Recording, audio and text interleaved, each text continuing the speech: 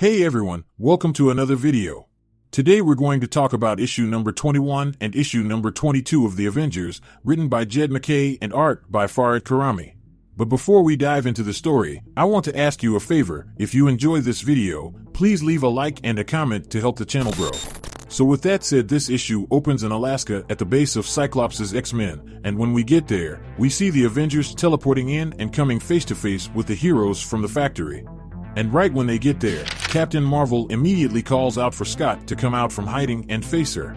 And like a boss, Cyclops exits his base of operations and approached Captain Marvel with not a hint of fear in his heart. And right before things got heated up, the two respectful leaders burst out in laughter and gave each other a big hug. Now up to this point, throughout Marvel's history, for some reason Marvel always had the Avengers battle against the X-Men for one reason or another. But during this comic, MacKay decided to make a point to do something different during and shows that Marvel's two-pillar teams could take a different route. And instead of having a battle of ideology, they are having a battle over baseball. And over the next 5 pages, we see the most intense game of baseball in Marvel Comics ever play out. And on the last page of this epic game, Juggernaut thought it was a great idea to end the game with the father of all speedballs and launches the ball at Iron Man so fast and hard that it destroyed the ground under it. And on the following page destroy a massive part of their building. So with their last ball destroyed and damage cost constantly rising, both sides decided to call it quits for now and head inside to enjoy a great meal that was prepared for them by one of the lesser-known mutants among the Alaskan X-Men ranks, Glob. And let's just say, Glob knows exactly how to play his part, and he does it well, for this meal was more like a feast meant for an army. So as everyone ate and enjoyed themselves, we had an interesting conversation between Max, Wanda, and Vision. And during this conversation, Wanda tells Max that it kills her to see her father like this. And as we know, it kills Max to be like this as well. And then Max went on to say that despite all his power, never was he shackled by the failure of his convictions, but when he died and was resurrected, his purpose became clear. And through this clarity of conviction, he understood what his power was truly for. But right when he found his purpose, his power failed him. And for the first time, Max actually is happy that Wanda is not a mutant. Following that, Vision chimed in on their conversation and asked Max, under what convictions did he return following his death? To which Max replied by saying that oppression has little specificity regarding genomes. Humans, mutants, and even synthetics like Vision all have the right to liberation. Because the struggle is not between mutants and humans, the struggle is between oppressors and oppressed. Between power and those whom that power is inflicted upon, whatever body they might possess. Now this right here is a huge change in the mindset of Magneto up to this point. Because as we all know, Magneto had a huge hatred towards anything not mutant, which included all forms of AI. In fact, at one point during the age of Krakoa, there was a group of AI synthetics named the Smiles who wanted to join Krakoa back in the Hellions comic, but due to Max's and Charles' beliefs, they had Psylocke execute them all. So to see Max saying something like this is a big deal. Now following that exchange, we get another deep conversation between Tony and Hank, a conversation that was much needed to help in his healing process. Because after Tony stated that talking to Beast feels like hanging out with an old friend after being away for a long time, Hank responded by asking why didn't he, nor the rest of the Avengers stopped him when he became what he became, when he became a monster. Because at one point Beast was an Avenger, so it hurt him even more when they didn't stop him from hurting all those people. And like a real friend, Tony kept it real and told him the truth, and said because somewhere along the way he stopped being their friend, and none of them knew him anymore, and knew what he was doing. And then he went on to say that he wasn't the only one to experience some serious moral failures from where he was to where he is now. And to Beast's surprise, Tony calls him lucky. Now at first Beast doesn't really understand what he meant by that statement until Tony clarifies it a little and says Beast is only afraid of his future, which is something he could change. But Tony is ashamed of his past, which can't be undone. So with that statement out there, another key conversation we get is between Storm and Temper. And this conversation is more about belonging. Because Temper points out how Storm is welcome and feels at home no matter where she goes, but she feels like nowhere is welcoming to her. In fact, she believes that even the X-Men may not be meant for her. But that was when Storm told her that she came from the streets of Cairo, but the X-Men helped mold her into who she is now.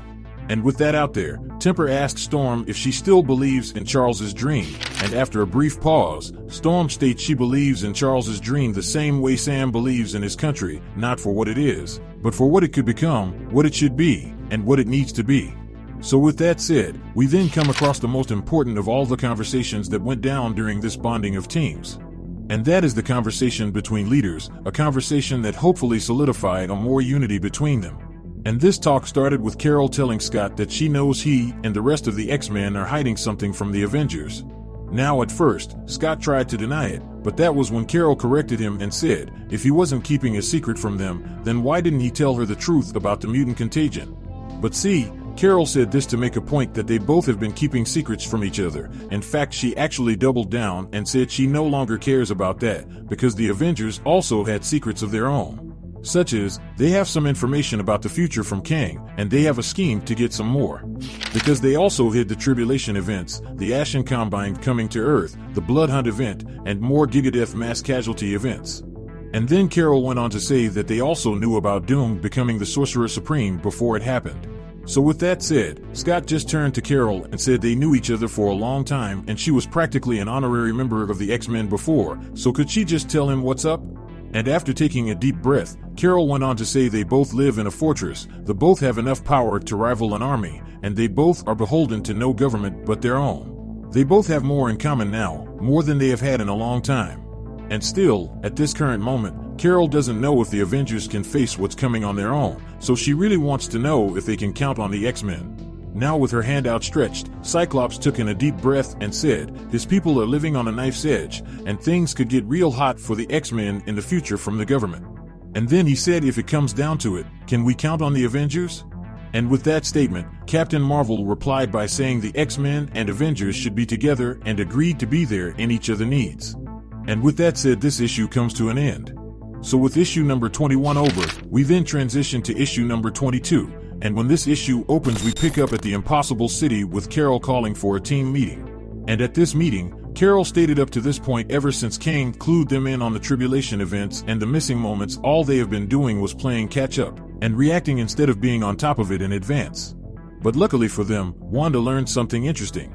Now following that, Wanda took the lead in the meeting and said, as the Scarlet Witch, she has an esoteric group of acquaintances and contacts like chaos spirits, cosmic unbeings, forgotten gods, and things like that. And among all her contacts, Wanda made it known that if there was anyone who could offer her information about this missing moment, then she would be very pleased with them, and the favor of the Scarlet Witch is no small thing.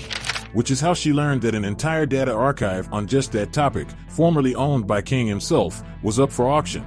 Now Wanda is no fool. She is fully aware that the wealth that it would take to win this auction would be on a planetary scale, so buying it is obviously off the table. So the only action left to play to get it is to steal it and conduct a heist. Now when it comes to where the archive is kept, that just so happens to be revealed on the next page as the Grandmaster's place, aka the greatest casino in the 8th cosmos. So with that being the area of operation, we then see Wanda and Vision arriving in said location in style. And once in, we see how this place is filled with aliens of all shapes, colors, and species, all partaking in gambling on interstellar wars and blood sports. So as they continue to walk, Wanda brought up because she is the living Darkhold and the Scarlet Witch, she is known for her abilities to move probabilities to her side, so of course it would be strange if she played. So to avoid her taking the casino for all it had, all eyes would most likely be on her. That alone would be a good distraction. But see, the Avengers weren't going for good but guaranteed, so to achieve that, Storm also arrived. And like we all know, on a galactic front, she is known as the recent regent of Sol and the one who sit on the seat of loss of the Great Ring of Araco. And on top of that, they had the two women not just be there, but be at odds with each other. So with the Storm charging up her attack, we get a full-page spread of two goddesses going toe-to-toe in the House of Sin, drawing all eyes and surveillance their way. So with all hell breaking loose, and guards rushing our heroes' way, we then see an undercover Captain Marvel, Captain America, and Iron Man making their move. Now before the mission, Tony showed Carol and Sam the blueprints of the Grandmaster's city to them, and said the city and him had been infiltrating I-Spy micro-drones into the Speculatrium all week, mapping the place out. And while they were doing that, they were able to get maybe 87% of it covered. Though their security is good, they kept killing his drones within an hour or two of insertion. So by doing this, Tony lost a couple hundred to get at least this far. And by doing this, they learn that they can not just have the city teleport them into the vault, because the Grandmaster is an elder of the universe and his teleporting shields are second to none. But just because it's second to none, doesn't mean his place is impenetrable. So if they want any hope of getting in, then the key is not to catch the Grandmaster's attention. So back in current day, we see Tony trying to hack the door to make it open while Carol is flexing about how she could just break it down with no problem. And under any other circumstance that would be great, but right now they are trying to stay quiet. As Storm and Wanda continue to fight, on the next page, Sam points out how the guards' patrol was heading their way. So just as Carol geared up to handle them, Tony stopped her short and told her he needed her help to keep the current going, or else there will be a power surge that may trip the alarm. So he needs her to absorb the energy before it fires. So basically Carol became a power surge while Sam took off to keep the guards at bay.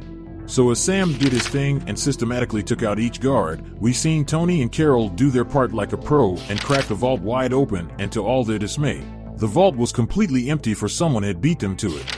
So as the team started to panic about the chest being empty, they quickly called for Vision to scan the crowd. And with no hesitation, Vision returned to his feet and started to scan everyone around him. And due to Vision's facial recognition software, he was able to key in on the people responsible for betting them to the prize. And that was none other than Nathaniel Richards, aka King the Conqueror, and he was not alone, for he also had a crew of at least 2. The first was Walter Hardy, time displaced presumably, as Mr. Hardy is registered as deceased with an extensive criminal record. And before Vision could name the second person, Tony instantly clammed up and said it's her again, and she can't leave me alone, because she always tries to ruin his life. For the second person was the Black Cat herself, Felicia Hardy. And let's just say, the illustrator knew exactly what he was doing when he put this issue together.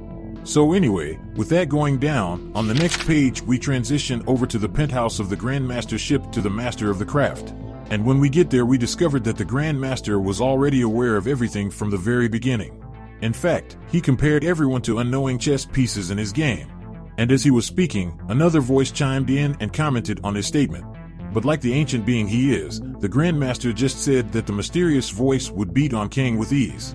But that's when the voice informed the Grandmaster not to dismiss the Conqueror too readily, and in a boss move, he then called the Grandmaster by his real name, and on the last page the person King was speaking to said the Grandmaster could keep his Avengers, but do not dismiss Murden's patronage for affection, for this is all to Kang's greatest torments. And with that said, this issue of the Avengers comes to an end. Now down in the comment section below let me know your thoughts about this issue and what predictions you could have moving forward. So with that established, I hope you enjoyed this video, and please don't forget to leave a like and a comment if you want to see more videos like this. Thank you for watching, and I'll see you in the next video.